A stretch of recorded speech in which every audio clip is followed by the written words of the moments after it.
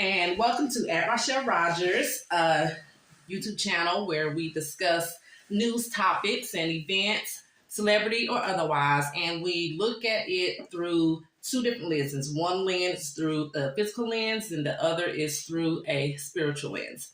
And so what I want to talk about real quick today is in the state of Tennessee, Republican Governor Bill Lee, he signed a bill, number 3, that was introduced by the Tennessee State Majority Leader, Jack Johnson.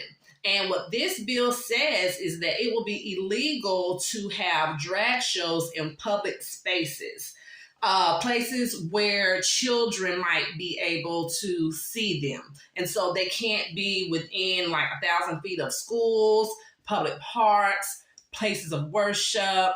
And if they are, they will be fined or cited. On the first offense, it would be a Class A misdemeanor, $2,500 fine, up to a year in jail. And if it happened again, it would turn into a Class E felony with up to 6 years in prison.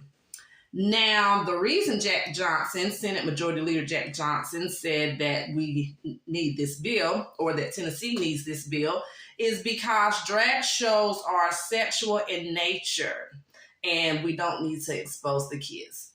Okay, so from a physical, worldly view, I feel that maybe Jack Johnson wants to be in some of these drag shows. And he can't really because he's afraid that his kids or his family or maybe close associates might see him, and then the cat is out the bag. Everybody knows he likes to dress in drag. So if you make a law about it to keep it indoors, that he can go to the private places and it can be private and nobody can know about it, and he can, wear all the wigs and eyeshadow that he wants. Because to me, and this goes into effect April 1st. April 1st, 2023, it will go into effect.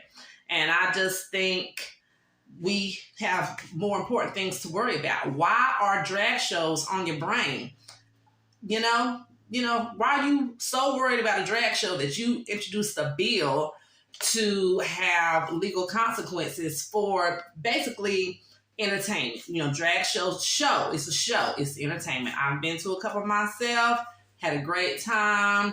It was not, the ones I went to were not sexual in nature. When he says sexual nature, I don't understand what he's meaning, because I've been to music concerts, okay, with kids in the audience, and these artists are doing the most, okay, as far as they're singing about the sex, they're, the visuals are very graphic as far as sex and everything. So if that's the case, then have the concerts that you're letting come to the Bridgestone Arena and the municipal building, they need to be banned too, okay?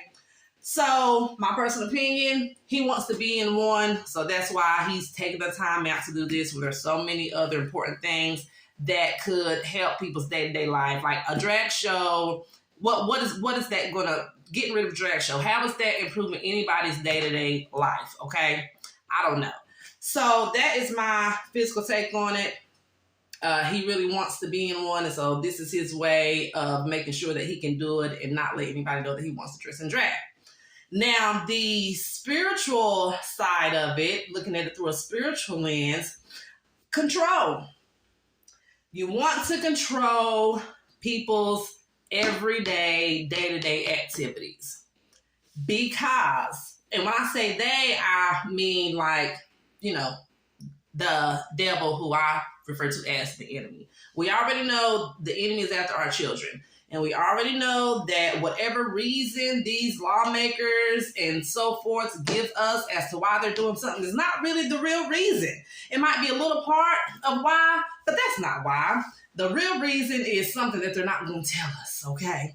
So I think this is going down the path of controlling what people see, what people ingest, what people do on their free time and in their personal life, because these are people that are doing these things in their free time and their personal life.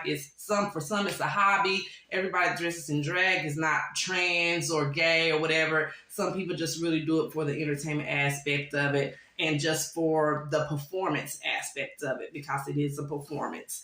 So they want to have control over you. If they control everything that you do, from top to bottom, when the Antichrist arrives, then it'll be easier for him to force you to bow down and worship him, right? So that's what I feel the spiritual take of it is. At the end of the day, it's just setting the stage up to control everybody's every move, personal life and your work life. So that way, when the Antichrist appears and reveals himself, of course, he's not going to say, hey, I'm the Antichrist, come follow me. But for those people like me, believers in Christ, who will not fall for the okie doke, this will be their way to try to pressure and to force us to bow down and worship, which I will never do.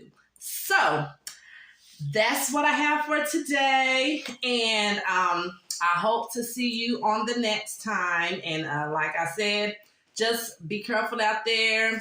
And Jesus Christ is King. Bye-bye.